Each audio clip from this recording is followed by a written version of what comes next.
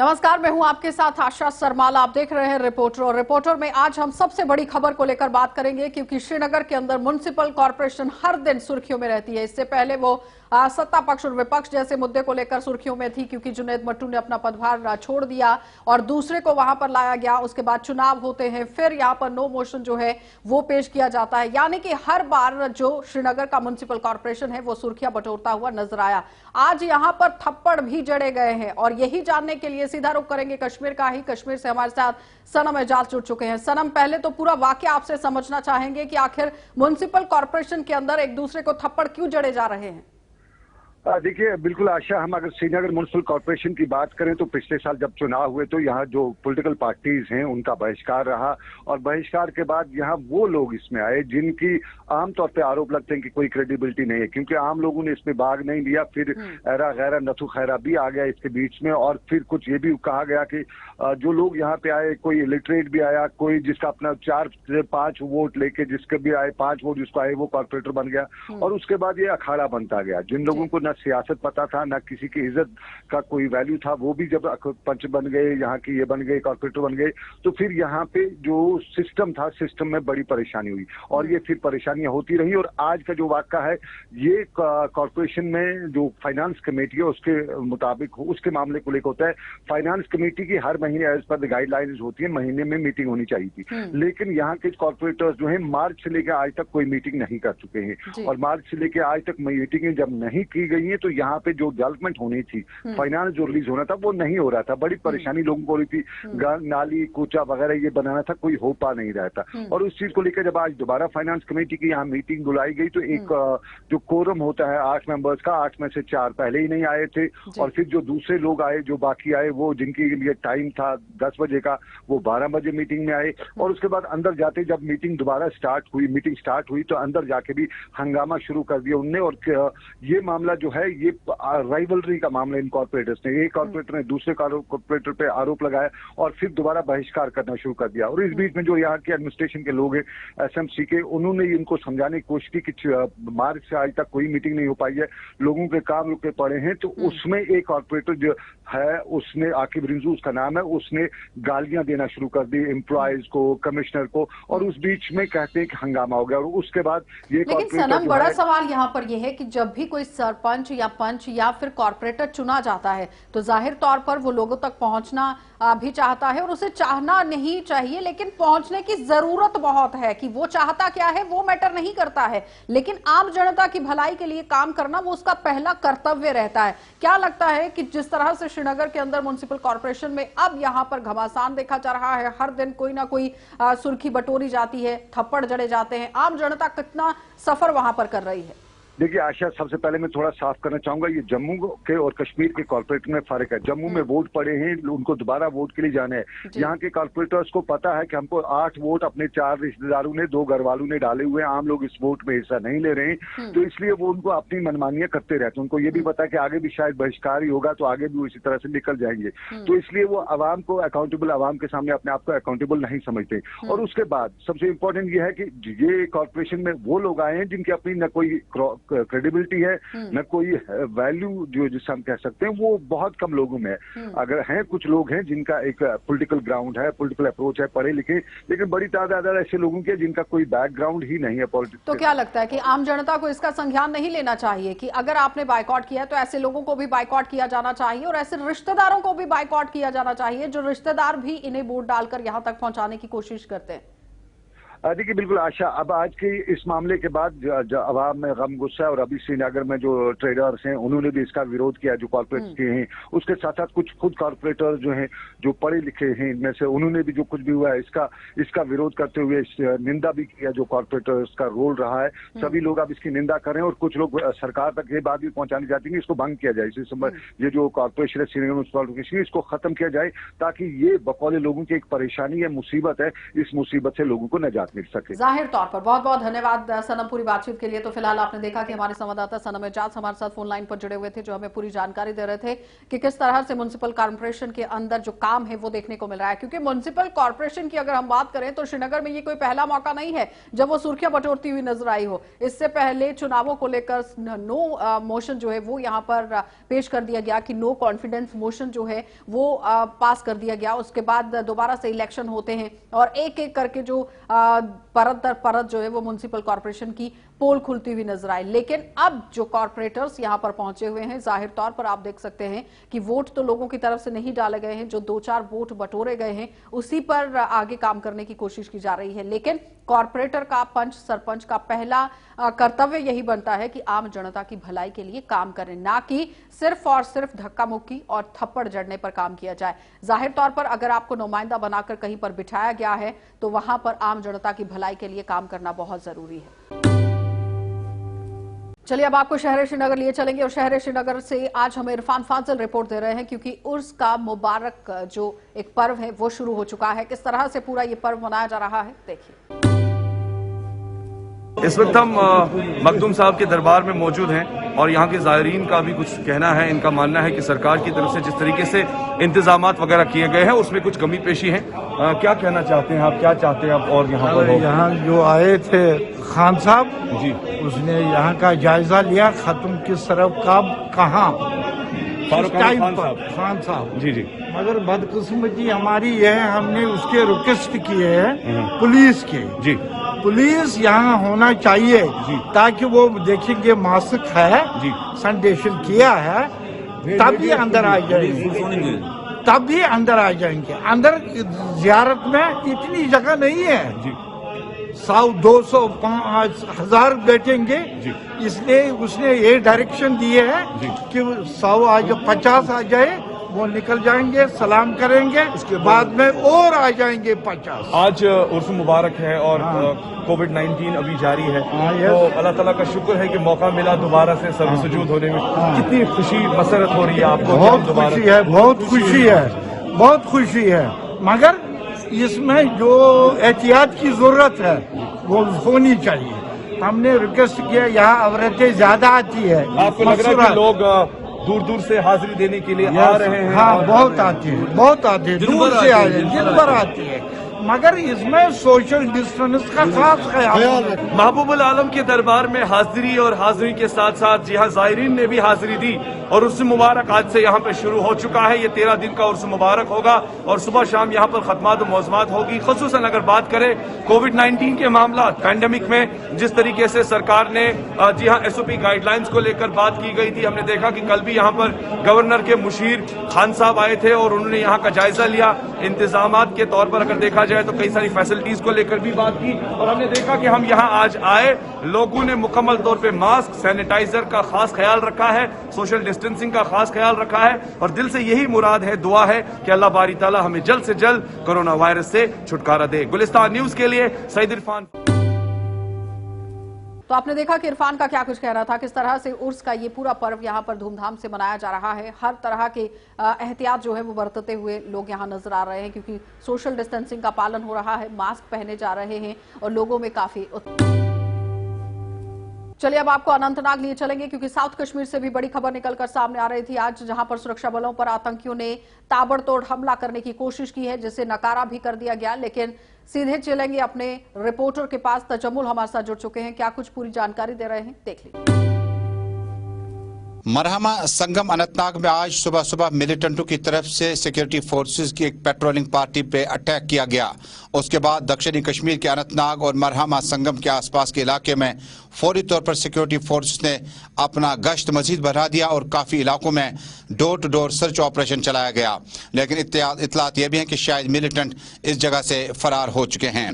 दक्षिणी कश्मीर में operation all out के बाद न सिर्फ दक्षिणी कश्मीर के अनंतनाग, कुलगाम, त्राल, अवंतीपोरा, शोपियान और मुतअद्दिद इलाकों में सिक्योरिटी फोर्सेस ने अपने सर्च ऑपरेशन के दौरान और के चलाते हुए कई मिलिटेंट कमांडरों को हिलाक करने का दावा भी किया था।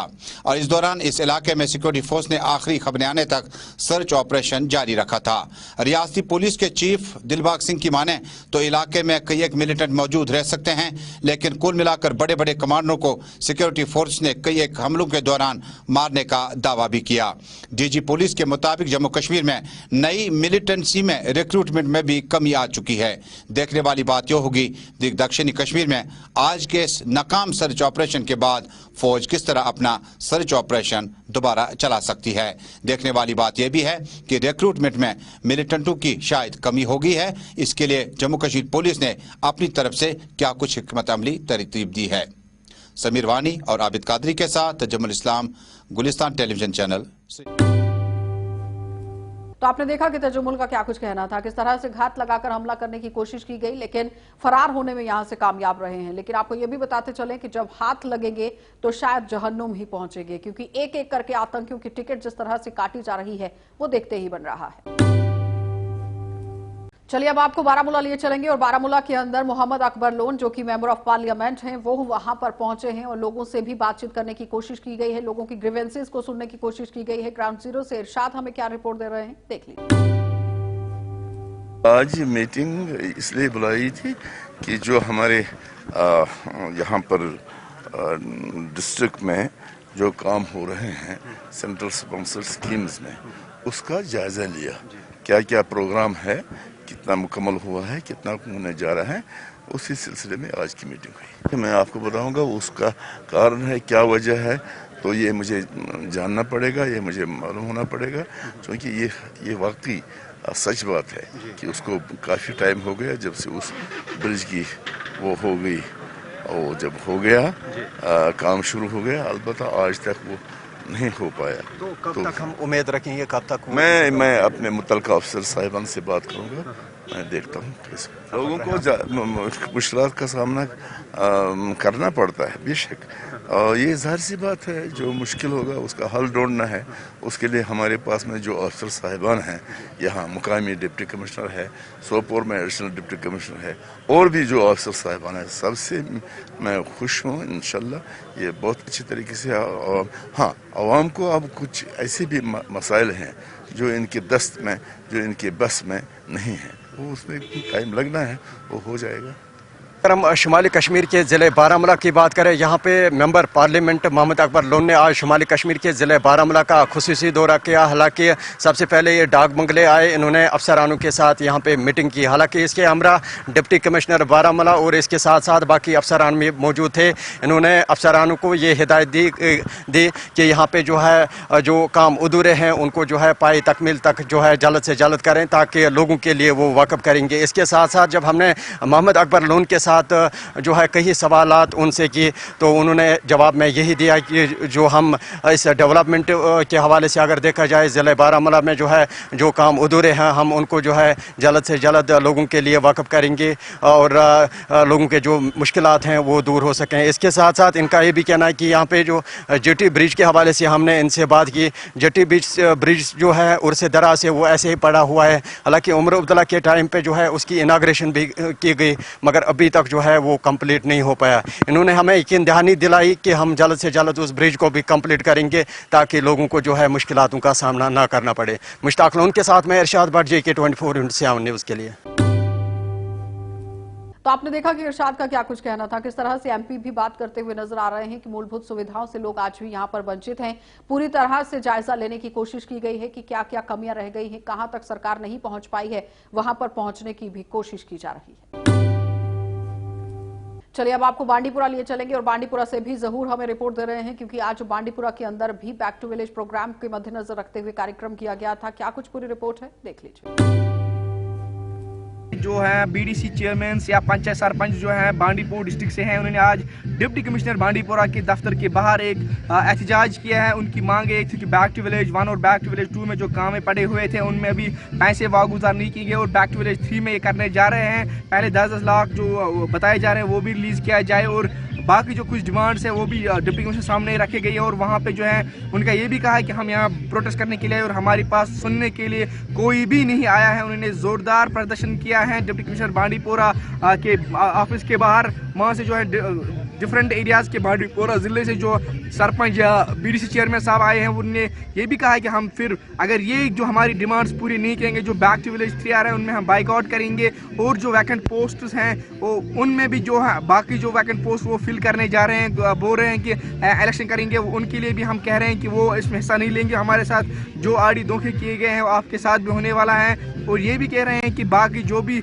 अगर हमारे साथ जल्द से जल्द जो हमारी डिमांड से पूरी नहीं की गई है तो हम रिज़ाइन करने पे मजबूर हो सकते हैं। फिलहाल देखने वाली बात होगी कि एडमिनिस्ट्रेशन इस पे कोई इकदाम उठाने जा रही हैं या नहीं, ये आने वाला वक्त ही बताएगा। गुलिस्तान न्यूज़ के लिए बांडीपोरा से ज़हूर अहमद। चलिए अब आपको बड़गाम लिए चलेंगे और बड़गाम से अशरफ डार की खास बातचीत हुई है सीईओ म्युनिसिपैलिटी के साथ, क्योंकि आज वहां पर किस तरह से काम चल रहा है, पीएम आवास योजना को लेकर किस तरह से काम चल रहा है और भी कितनी योजनाएं जो है वो चलाई गई हैं, क्या कुछ कहना है देख लीजिए। प्राइम मिनिस्टर की तरफ से 2015 में जो स्कीम लॉन्च की गई थी, जो कि हाउसलेस जिनके पास घर नहीं उनके लिए एक स्कीम लॉन्च की गई थी जिसका नाम था प्रधानमंत्री आवास योजना। उसके तहत कितने लोगों को अभी तक जो है, अगर हम बड़गाम की बात करें तो हमारे साथ आज मौजूद है बात करने के लिए एग्जीक्यूटिव ऑफिसर म्यूनसिपलिटी बड़गाम के। इनसे हम जानेंगे कि बड़गाम जितना इसका एरिया पड़ता है कितने लोगों को जो है जो हाउसलेस थे उनको अपने घर दिए और क्या कुछ स्टेटस है अभी पूरा। हम इससे जानने की कोशिश करेंगे कि बड़गाम के हवाले से।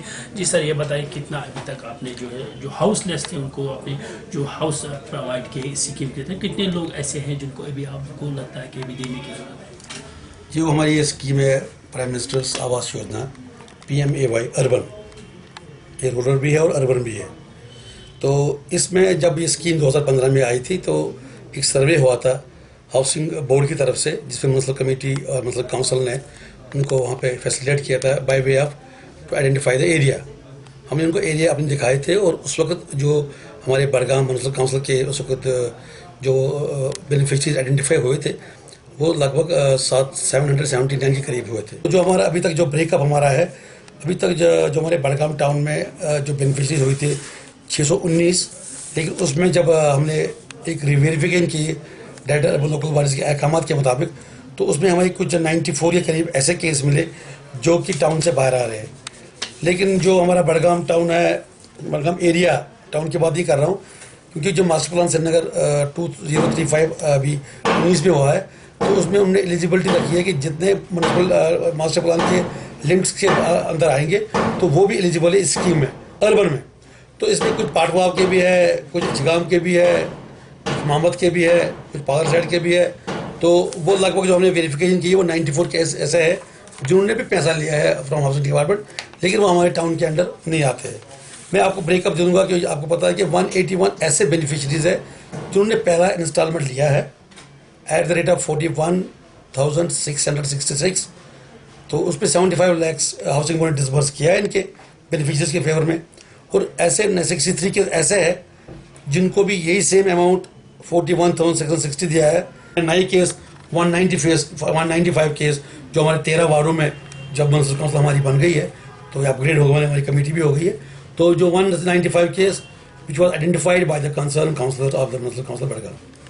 जी नाज़रीन, ये थे हमारे साथ एग्जीक्यूटिव म्युनिसिपल कमेटी के बड़गाम अनीस साहब, जिनका ये कहना है जो ये स्कीम है किन लोगों के लिए किस तरह वेरिफिकेशन करते हैं और हाउसिंग बोर्ड का इसमें क्या कुछ रोल रहता है। तो इनका पूरा स्टेटस से पता है कि बड़गाम के जो इसके टाउन के एरिया में जो लोग आते हैं किस तरह उनकी जो इनकी जो स्टेटस है, भी जो रेजिडेंशियल हाउस के आधे लोगों ने, कुछ लोगों ने कंप्लीट भी किया या कुछ लोग मिलते हैं, यानी कहीं ना कहीं लोगों को इस स्कीम से काफ़ी ज़्यादा फ़ायदा मिलेगा। जो कि जिनके पास मकान नहीं है उनको कहीं ना कहीं इस स्कीम से ज़रूर फ़ायदा मिलेगा।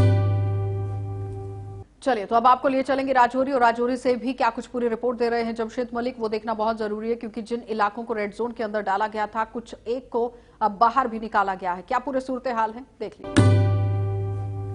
राजौरी में हालात पटरी पर दोबारा लौटने लगे, जहां लगातार पॉजिटिव मामले आने के बाद प्रशासन की तरफ से राजौरी की 11 वार्डों को रेड जोन कर दिया गया था और डोर टू डोर सैंपलिंग का सिलसिला शुरू किया गया था, जिसके बाद हालात बेहतर होते इंतजामिया की तरफ से आज राजौरी की 8 वार्डों में कारोबारी सरगर्मियां दोबारा बहाल कर दी गई हैं, जहां दुकानें खोल दी गई हैं और वार्ड नंबर 1, वार्ड नंबर 7 और वार्ड नंबर 8 में आज भी ये पाबंदियां लागू हैं, क्योंकि वहां से बहुत ज़्यादा पॉजिटिव केस निकलकर सामने आ रहे हैं। पिछले कुछ दिनों से राजौरी में लगातार पॉजिटिव केस जिस तरह बढ़ना शुरू हुए थे और प्रशासन के साथ साथ लोगों में भी काफ़ी डर देखने को मिल रहा था, क्योंकि ऐसे केस पॉजिटिव सामने आने शुरू हुए थे जिनकी कोई ट्रैवल हिस्ट्री नहीं थी, बल्कि वो या क्लोज कॉन्टैक्ट में आने के बाद पॉजिटिव हुए या पॉजिटिव होने का उनको कारण भी पता नहीं चल पाया था, जिसके बाद इंतजामिया की तरफ से राजौरी की 11 वार्डों को रेड जोन करके डोर टू डोर सैंपलिंग का सिलसिला शुरू किया गया था, जो 3 दिन के बाद आज राजौरी के 8 वार्डों को इंतजामिया ने बहाल कर दिया है, जहां कारोबारी सरगर्मियां पूरी तरह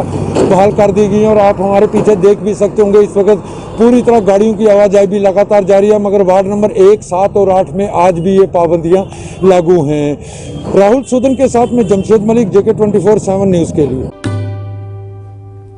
चलिए अब आपको जिला सांबा लिए चलेंगे और जिला सांबा से क्या कुछ हमें पूरी रिपोर्ट दे रहे हैं ऋषि, वो देख लीजिए। जिला सांबा में कोरोना वायरस अपडेट आपको बताएं तो लगातार मामले पॉजिटिव बढ़ते जा रहे हैं। हालांकि पिछले 2-3 दिन से ये देखा जा रहा है कि मामलों में थोड़ी सी गिरावट हमें जरूर नजर आ रही है, लेकिन अभी कुछ भी नहीं कहा जा सकता कि कब मामले बढ़ जाएं। लेकिन मैं आपको बताना चाहता हूं कि लगातार आए दिन जो मामले हैं वो पॉजिटिव सामने आ रहे हैं और कोई ऐसा दिन खाली नहीं जाता। और अगर लेटेस्ट आंकड़े आपको बताएं जिला सांबा में, तो 1700 का आंकड़ा जो है वो जिला सांबा में पार हो चुका है कोरोना वायरस के पॉजिटिव मामलों का।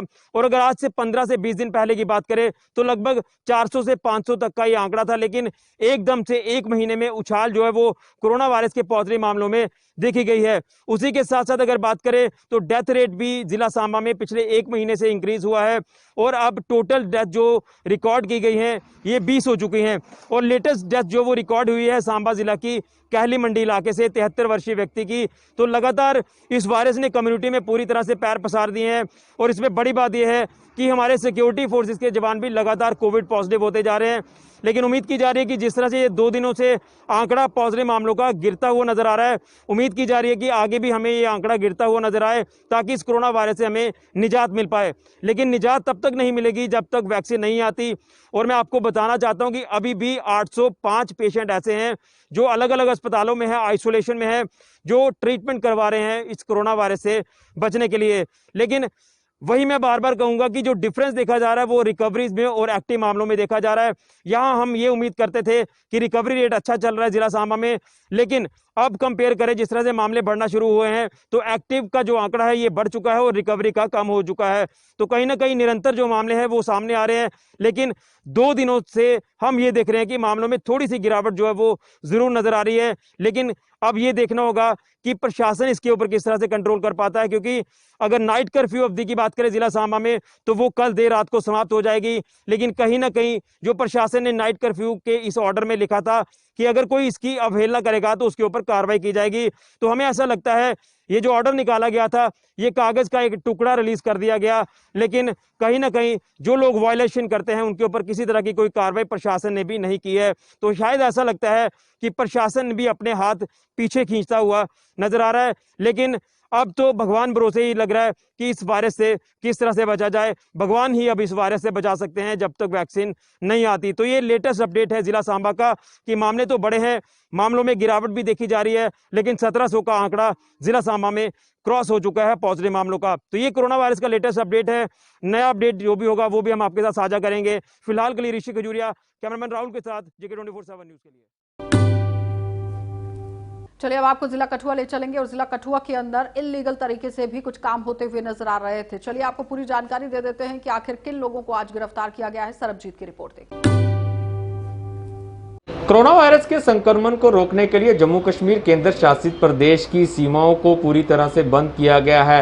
SOP और प्रोटोकॉल को फॉलो कर ही जम्मू कश्मीर की सीमाओं में प्रवेश किया जा सकता है। आपको बता दें कि सिर्फ लखनपुर और बसोली के अटल सेतु पर ही लोगों को आने की अनुमति है वो भी प्रॉपर एसओपी और गाइडलाइंस को फॉलो कर ही आपको जम्मू कश्मीर में आ सकते हैं। लेकिन लोग तरह तरह के हथकंडे अपना रहे हैं, चाहे रावी के दरिया पार कर जम्मू कश्मीर में घुसने की साजिश हो और चाहे लखनपुर में लगे कर्मचारियों के माध्यम से फेक पास की एंट्री हो। ये समय समय पर लखनपुर पुलिस ने इस तरह के लोगों का भंडाफोड़ किया है और आज लखनपुर पुलिस ने कुछ और लोगों को गिरफ्तार किया है जो बोले बाले लेबरर से पैसे ऐंठ कर उन्हें जम्मू कश्मीर में एंट्री दिलवाते थे। आपको बता दें कि ये लोग लेबरर से 1000 से लेकर 1500 रुपए तक चार्ज करते थे और इन लोगों को जम्मू कश्मीर में एंटर करवाते थे। हालांकि पूरी प्रक्रिया में ये लोग रैपिड एंटीजन टेस्ट के साथ साथ उन लोगों का पास बनवाते थे, लेकिन इस सारी प्रक्रिया के लिए जम्मू कश्मीर सरकार किसी भी प्रकार से कोई पैसा नहीं लेती है।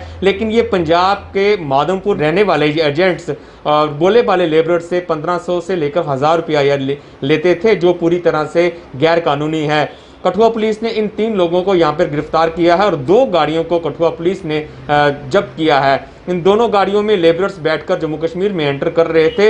हालांकि इनकी एंट्री जो है पूरी तरह से लीगल थी, लेकिन इन लोगों से पैसे लिए गए थे। इसी आधार पर कार्रवाई करते हुए 3 लोगों को लखनपुर पुलिस ने गिरफ्तार किया है। कठुआ से वीडियो जर्नलिस्ट कुलदीप चौधरी के साथ सर्वजीत सिंह, JK 24/7 न्यूज के लिए। चलिए अब आपको लिए चलेंगे किश्तवाड़ के अंदर भी जल शक्ति विभाग के खिलाफ लगातार प्रदर्शनों का सिलसिला जारी है। अजय शान क्या कुछ पूरी रिपोर्ट दे रहे हैं, देख लीजिए। किश्तवाड़ में जो जल शक्ति विभाग है उसके कर्मी आज भी हड़ताल पर रहे और पूरी तरह से यहाँ पर जो पानी की सप्लाई है वो पूरी तरह से ठप हो गई है और लोगों को भारी दिक्कतों का सामना करना पड़ रहा है। सुबह से ही हड़ताल के चलते प्रदर्शनकारी जो वर्कर्स थे वो सब डिवीजन ऑफिस किश्तवाड़ में पहुंचे हुए थे और सरकार के विरुद्ध और अपनी मांगों के हक में नारेबाजी करते हुए उन्होंने आरोप लगाया कि सरकार उनके प्रदर्शन को हल्के से ले रही है, जिस वजह से वो प्रदर्शन अपना फिर आगे बढ़ाने को मजबूर हो गए। उन्होंने अब सरकार से अपील की है कि सरकार उनकी जो सेंट्रल बॉडी है उनके साथ बातचीत करते उनके जो मसले हैं, चाहे वो रेगुलराइजेशन का मसला हो या वेजेस को लेके जो भी उनकी डिमांड है, तो उसको हल करे ताकि उनको भी राहत मिले और आवाम को भी राहत मिले। अजय शान, गुलिस्तान न्यूज़। चलिए अब आपको जिला डोडा लिए चलेंगे और जिला डोडा से भी वसीम हमारे संवाददाता हमें रिपोर्ट दे रहे हैं, क्योंकि आज मार्केट तो वहां पर खोल दी गई है। पिछले 2 दिनों से मार्केट खुली हुई है, लेकिन काफी ज्यादा दुकानदारों को खामियाजा कोरोना के दौरान यहां भुगतना पड़ा था। क्या कुछ पूरी जानकारी दे रहे हैं वसीम, देख लीजिए। मैंने पूरी डोडा के जितनी भी मार्केट है वहाँ का दौरा किया और काफ़ी शॉप्स के ऊपर का गिला था। उनका यही कहना था कि सुबह से अभी तक कोई कस्टमर नहीं आ रहा है और अपनी जो डिमांड है वो पैकेज की डिमांड करते हैं। मेरे साथ कुछ एक शॉप कीपर भी हैं, इनसे हम बात करेंगे किस तरह की परेशानियों का सामना इनको करना पड़ा। सर क्या नाम है आपका? मेरा नाम आबिद जरगर है। इससे पहले तो मैं मार्च से कहना चाहूँगा, मार्च से जो लॉकडाउन हुआ ऑलमोस्ट 3 महीने जो बंद रहा, उसके बारे में गवर्नमेंट ने हमारे बारे में सोचा नहीं। और ऊपर से जो मकान मालिक हैं वो तो रेंट मांग रहे हैं, उनको तो उनसे मतलब गवर्नमेंट ने हमारा इतना नहीं सोचा कि चलो भाई ये बोल दिया कि भाई किस्तें आप बाद में दे देना, मगर किस्तें तो हमने देनी है। बैठे तो हमारी दुकानें फेल, हमको तो फिर कहीं मजदूर पे ही जाना पड़ेगा, हिमाचल या लद्दाख, तो तभी कुछ बड़ी परेशानी आ रही है। क्या अपील करेंगे? तो हम यही कहते हैं कि चलो हमारा भी कोई पैकेज आ जाए, हमें भी कुछ दे दे गवर्नमेंट, चलो जी हमारा भी सर्कल चल जाए। बच्चे हमारे हैं, छोटे छोटे बच्चे अभी पढ़ रहे हैं, कोई ट्रेनिंग कर रहा है, उनको किस्तें भेजनी है, कहीं कुछ देना है, कहीं कुछ है, बहुत ज़्यादा दिक्कतें आ रही हैं। चलिए और भी कुछ संवाददाता हमारे कश्मीर से हमारे साथ जुड़ चुके हैं, क्या कुछ पूरी जानकारी दे रहे हैं वो देख लीजिए। लगातार अगर हम बारामूला डिस्ट्रिक्ट की बात करें यहाँ पे, तो लगातार यहाँ पे अभी पॉजिटिव मामले सामने आ रहे हैं। वहीं पे अगर हम पटन की बात करें, यहाँ भी रोजाना तकरीबन 4-5 केसेस तो आ ही रहे हैं। वहीं पे अगर आज की बात करें, अगर यहाँ डिप्टी कमिश्नर बारामूला की तरफ से यहाँ पे आज तो बंद रखा गया था, यानी कि 11 और 12 को बंद रहेगा और यहाँ पे फ्यूमिगेशन हो जाएगी। उसी हवाले से अगर अभी शाम की बात करें तो यहाँ पे अभी भी 70 साल एक बुजुर्ग जिसको 2-3 दिन पहले सुबरा इंस्टीट्यूट में एडमिट किया गया था और अभी वो इंतकाल कर गया, यानी कि उसका भी पॉजिटिव वहाँ पे मामला सामने आया है। लद्दाख ऑटोनॉमस हिल डेवलपमेंट काउंसिल लेह के इलेक्शन का इंतजार अब खत्म हो चुका है, काउंटडाउन शुरू हो चुका है, क्योंकि यूटी एडमिनिस्ट्रेशन की जानिब से रिसेंटली इलेक्शन के हवाले से नोटिफिकेशन जारी किया है और 21 सितंबर से नॉमिनेशन फाइल किया जाएगा और बहुत ही जल्द काउंटिंग भी होने वाला है। इस बार का इलेक्शन लद्दाख के लेह जिले में बहुत ही अहम होगा, क्योंकि इस बार सिर्फ 2 पार्टियां नहीं होंगे, कांग्रेस और बीजेपी नहीं होगा, उसके साथ साथ आम आदमी पार्टी और बहुजन समाज पार्टी भी लद्दाख के लेह जिले में इलेक्शन में हिस्सा ले रहे हैं। वही कंपटीशन भी काफी टफ होगा। अब देखना यह है, क्योंकि अब तक लद्दाख के लेह जिले में किसी को ये बता नहीं पाया है इलेक्शन से पहले कि कौन इलेक्शन का बाजी मार लेगा। चलिए अब आपको जम्मू लिए चलेंगे और जम्मू में भी आज पीडीडी के डेली वेजर्स, पीएचई के डेली वेजर्स ने काफी ज्यादा धरना प्रदर्शन किया है। क्या कुछ वो कहना चाहते हैं, जरा पहले वो देख लीजिए। ये जो प्रोग्राम है फिलहाल आप इसको डिले करें और एक दिन का ही प्रोग्राम करें और जो 72 घंटे की स्ट्राइक पीएचई वालों की चल रही है उनकी सपोर्ट करें। उसके बाद हम एक मीटिंग करके और सारे लोग आर पार का प्रोग्राम होगा, जैसा जम्मू में होगा वैसा ही कश्मीर में होगा और ये लगातार तब तक चलता रहेगा जब तक regulation policy, minimum wages act और हमारी तनख्वाह पे रिलीज नहीं होती। जय हिंद, जय भारत। कि इस पर गौर फरमाएं और इस पर जल्द से जल्द कोई एक्शन ले, क्योंकि जिस दिन पीडीडी के लोग अब बाहर निकलने स्टार्ट हो गए हैं, अगर इन्होंने बिजली बंद कर दी तो आने वाले दिनों में बड़ी मुश्किलातें इनको आएंगी, क्योंकि कोरोना वायरस चल रहा है। हम नहीं चाहते थे कि हम पावर बंद करें। सुनवाई उनकी होती हुई नजर नहीं आ रही है, जिसकी वजह से काफी ज्यादा रोष इन लोगों में देखा गया है और वो एक ही डिमांड और एक ही मांग यहां पर रख रहे हैं कि जल्द से जल्द उनकी मांगों की तरफ गौर किया जाए और आश्वासन उन्हें दिया जाए कि कब तक उनकी मांगों का हल होगा। फिलहाल आप देखते रहिए कार्यक्रम।